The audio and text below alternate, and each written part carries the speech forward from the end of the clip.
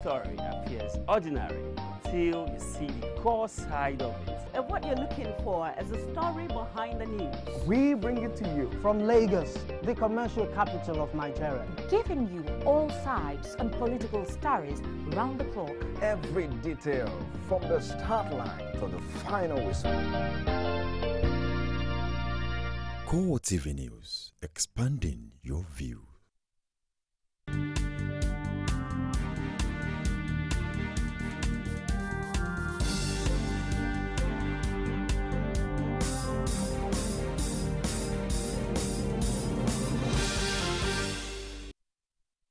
Hello everyone, this is CoreTV News of the Hour. I am Nifemi Oguntoye.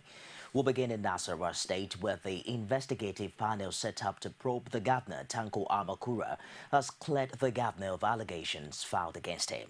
Panel Chairman Yusuf Usman said the State House of Assembly did not have any evidence to support all the 16 allegations.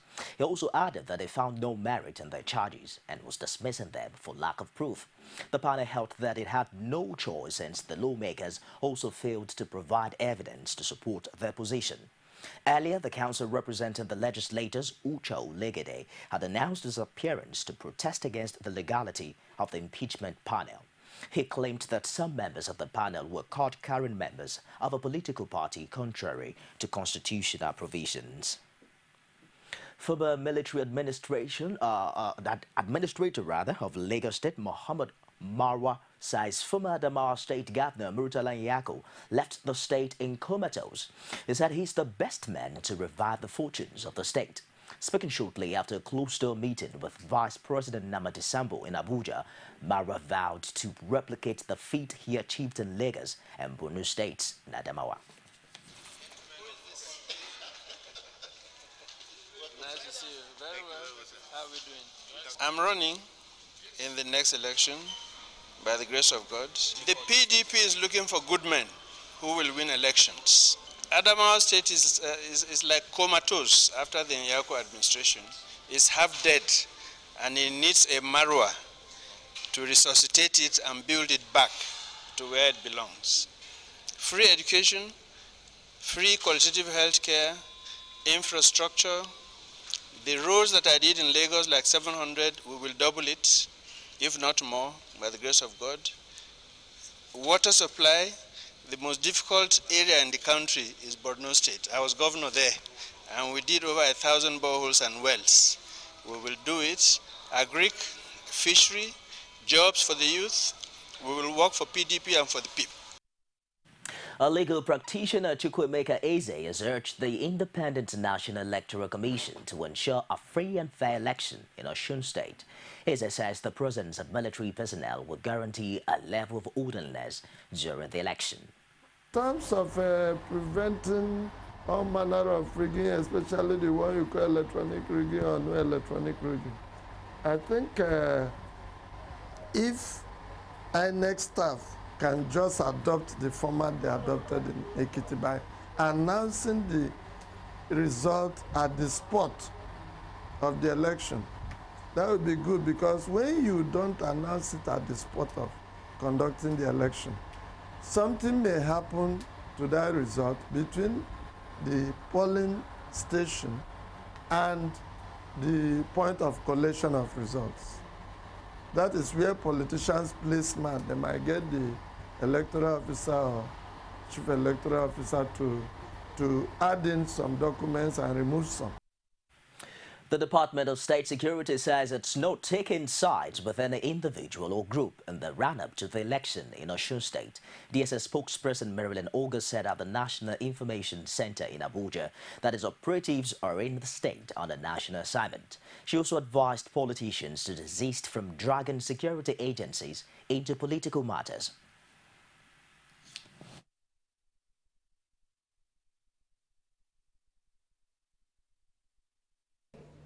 The DSS will not be dragged into playing politics in Nigeria. The DSS is an agency that is for everybody, and so will not take sides. So we are advising that politicians should face their political activities and leave us, as security forces, out of their various engagements. I advised and enjoin politicians not to use security agencies in settling scores. The police have deployed men and materials to Osun State 1 week before the governorship election.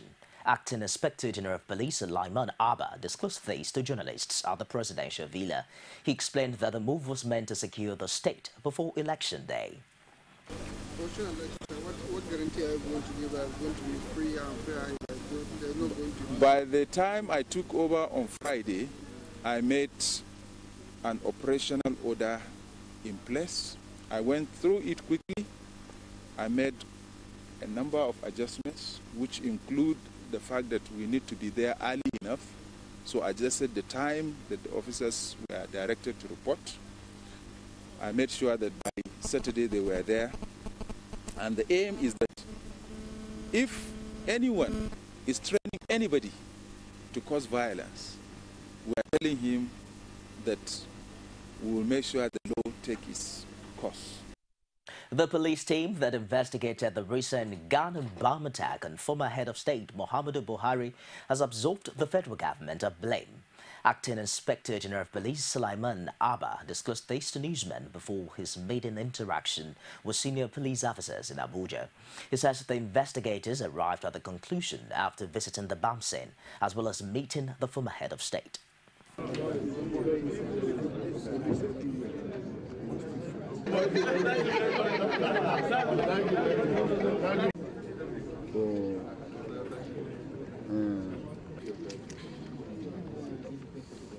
So far, we have an interim finding.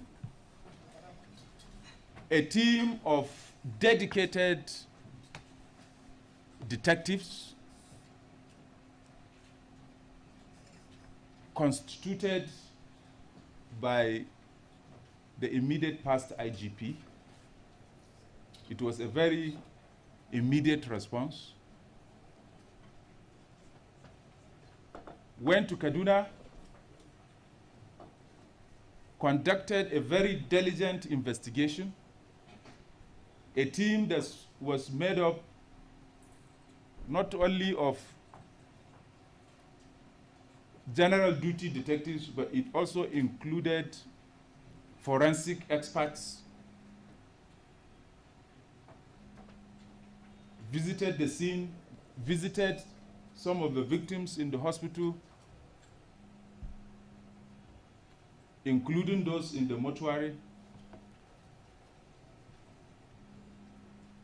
conducted interviews with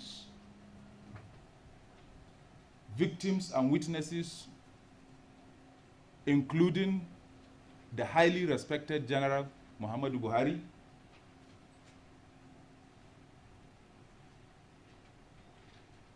including those that were with him when the incident happened,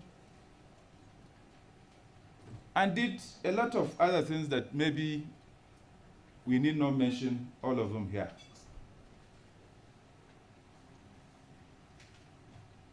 So far, they have come out with a finding, and this finding is that the federal government, from the findings, is not involved. So far, the findings do not indicate that the federal government was involved in either of the two incidents. Meanwhile, Nigeria's military is to investigate new allegations of human rights abuse against troops in the northeast. Defense spokesman Major General Chris Olukolade disclosed this at a press briefing in Abuja. He noted that legal and forensic experts would examine the video released by Amnesty International with a view to identifying the culprits. Consequently, the Defense Headquarters is expanding the scope of the already existing Joint Investigation Team to include these allegations.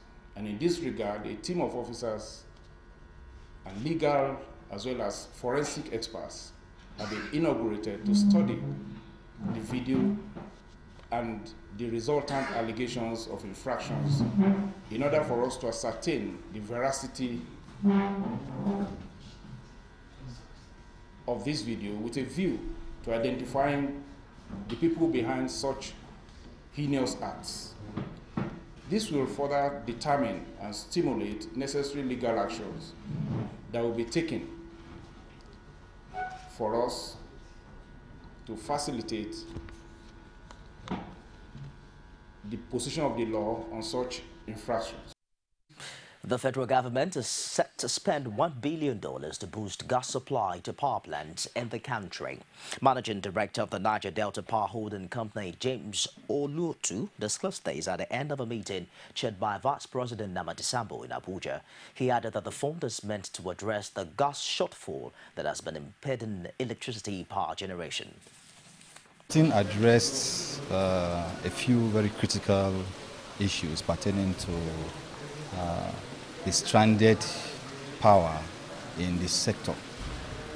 The President and his team have worked assiduously through various strategies to improve power supply to the nation by building massive infrastructures in both generation, transmission, distribution, and even partly gas. Unfortunately, there is a little shortfall coming from the gas sector in spite of all our concerted efforts to address the situation. There is an obvious shortfall in the gas supply to the power plants that have been built and that are being privatized. 1 year after the demise of the father of Governor Babatunde Fashola, Pa Ademola Fashola, a fidal prayer was organized for the late elder. Abiola Oluwole was there. His report is presented from our studios. People from all walks of life gathered for the 1-year fidal in honor of late Ibrahim Fashola. Islamic clerics read from the Holy Quran to pray for the repose of the patriarch of the Fashola family. In his sermon, the chief missioner of Ansaruddin Islamic Society, Sheikh Abdul Rahman Ahmed, says making good investments for the day of reckoning by living a life dedicated to service of Allah and humanity remains the only way to eternal rest. Invest your energy, invest your wealth for your tomorrow. Don't hoard and don't waste. Don't hoard and don't waste wealth. Because for every kobo that you make, you will account for it one day. For every power that you are giving, Allah will call you to account. For every influence that you enjoy. We'll take a break now, and when we come back, it will be stories from outside Nigeria. Don't go away. On August 9th, the people of Osun will head to the polls. Who will emerge the next governor of Osun State? I'm the legitimate authority to govern this state. 20 candidates are hoping for the mantle. Winning is not the problem, but the grace of God. But only the people have the power to decide. These are my people who will vote en masse for Omishori. Join CoreTV News for an extensive live coverage of the elections, interviews, studio discussions, and more. Live on August 9th, 2014. You can also watch us live online at www.coretvnews.com. CoreTV News, our 24 hours news station.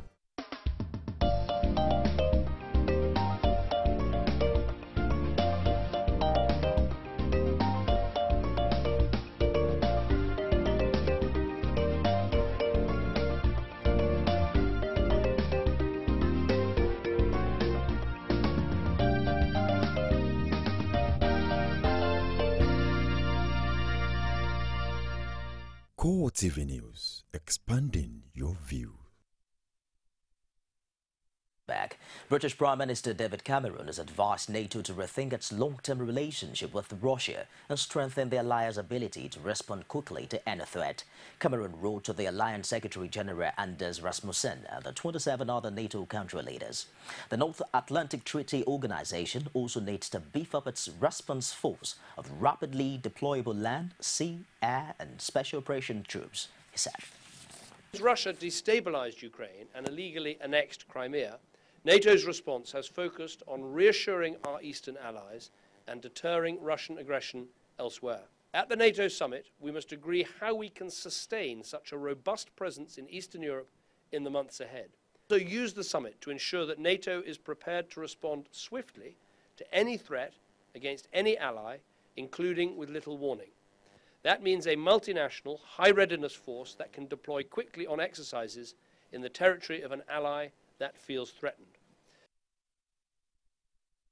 That wraps it this hour on CoreTV News. I'll be back at 9:45 with the primetime news. Don't go away.